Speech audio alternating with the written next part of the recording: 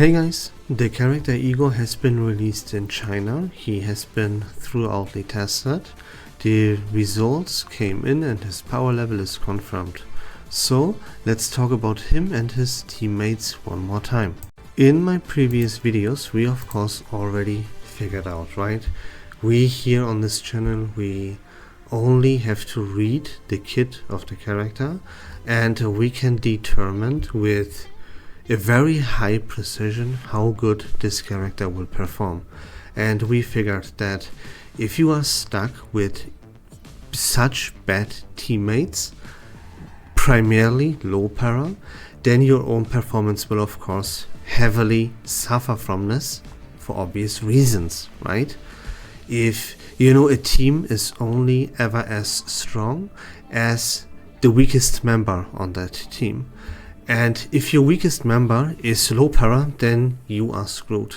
Low para, as well as Muldir, right? We can put her into kind of the same boat as well. They do absolutely zero damage. They do nothing. Low para, everything that low para does, her damage numbers are in the hundreds. And even Muldir's numbers are also in the hundreds, but her ultimate does like 15 to 20k damage. That is absolutely freaking pathetic. So it all comes down to how much damage Igor will deal. He has to deal a tremendously high amount of damage because he has to make up for what his teammates lack. And it all came down to how well these shell fragments will perform. How many shell fragments do we spread? What is the value of a single shell fragment? How many shell fragments would we need? How reliant are we on these shell fragments to come close or go equal with another ultimate archetype kind of character like Recoleta or Centurion? And the answer here is really weird, although it doesn't matter that the answer is really weird because the result is still the same no matter what. Look, while these shell fragments, they do matter, right? The team that you see here on your screen is the best possible team for Igor. Muldir and Melania are really close, but the others are 100% set in stone and cannot be replaced. Muldir could only be replaced by Melania, but Muldir spreads a little bit more shell fragments than Melania would, and she also caters more towards what Igor is actually about. Let me tell you about that. The key factor here is not Moxie acceleration or shell fragments spread, as we normally would assume when we read his kit. Of course, these two things are extremely important and very core parts to get the most amount of efficiency out of this team, right? Don't underestimate these things. But what it truly comes down to, the big kicker that defines the entire playstyle of this team, is that how the multiplier for ultimate might works on Igor's ultimate ability, this one right here, because this has a very special multiplier. Igor's ultimate profits more from ultimate might than any other ultimate in this game would. Now, which character provides more ultimate to Igor than any other character in this game would? The answer is Muldir. And here comes the problem. Muldir is extremely slow when it comes to providing this ceremonious ultimate might. You know what I mean? She stacks this ultimate might up at the maximum amount of efficiency at approximately round 8. Round 8 would be the earliest you can hit the maximum amount of stacks from Muldir. That's why the this team, the ultimate archetype team around Igor, or the bullet team if you want to call it that. The bullets are also very, very, very important. Low para is an absolute must-have. I said for a reason she's unreplaceable, right? That was very obvious from the get-go. I told you this like a week or two ago. Now, we also talked about this recently when it comes to Corvis.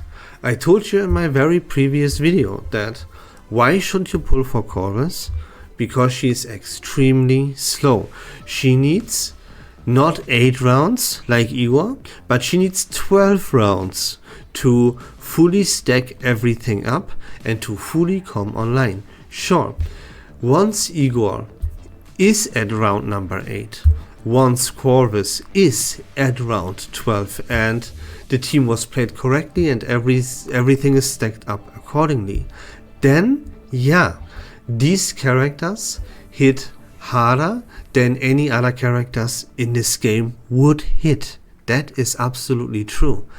Now, of course, you can already see the problem, especially with Igor, because he has bad teammates, that it doesn't matter. If you hit like an absolute truck and like no one else at round 8, then yeah, every other team has already finished the battle. The damage that the teammates for other characters like Low Para and like Corvis have accumulated at this round 8 are so tremendously much higher than the teammates, or what the teammates have accumulated when it comes to damage from Igor, right? Low para multi deal 0 damage. They will never keep up with like Corvis's teammates, which are like Brume and Sharon and everything. They are so far behind. And there you can already realize like it doesn't matter how hard Igor hits from round 8 and onwards, because the amount of damage that he has to make up for is way too high for him to ever make up. It's impossible, you know what I mean?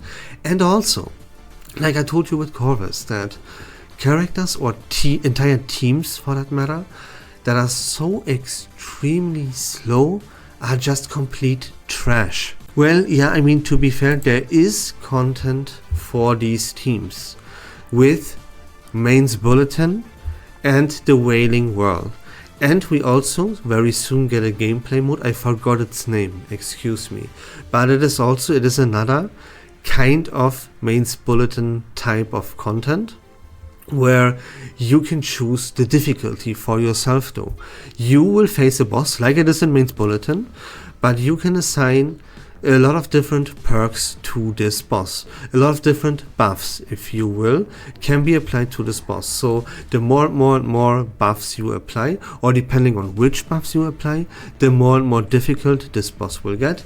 And you can ramp up the difficulty there to like a tremendous amount. This content is extremely difficult if you want it to be that. Now, the problem is that no one in the community should care about Main's Bulletin. There is nothing to gain from you there. You can grab all the rewards from this mode by auto-playing it for 2 minutes. The Wailing Whirl is for most players in this game completely irrelevant as well.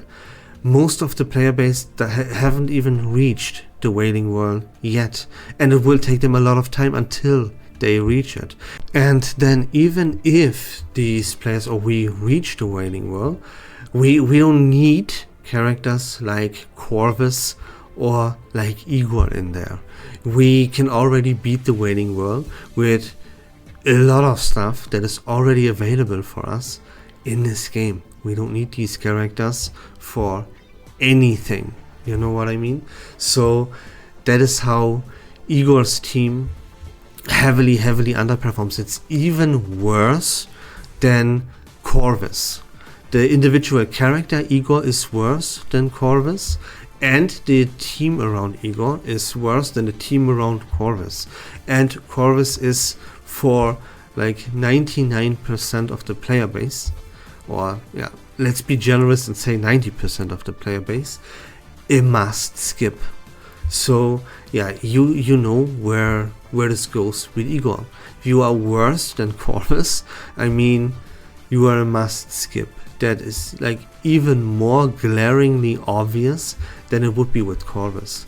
And that's why, you know what I mean? I was thinking about doing another team tier list for Reverse1999, ranking Igor's team in there as well. But this team stays unranked. If I make a top 5 best teams in the game with like 1 or 2 honorable mentions, Igor's team will not be found there. Same for Corvis, you know what I mean? Corvis isn't even found there. Corvis, you could make an argument for that I could mention her if I really wanted to as an honorable mention for the Dynamo lineup for new players, right? Sure, but there's not such an argument to be made for Igor, and yeah, that's the huge problem. And that's why I just came in here, show you some footage.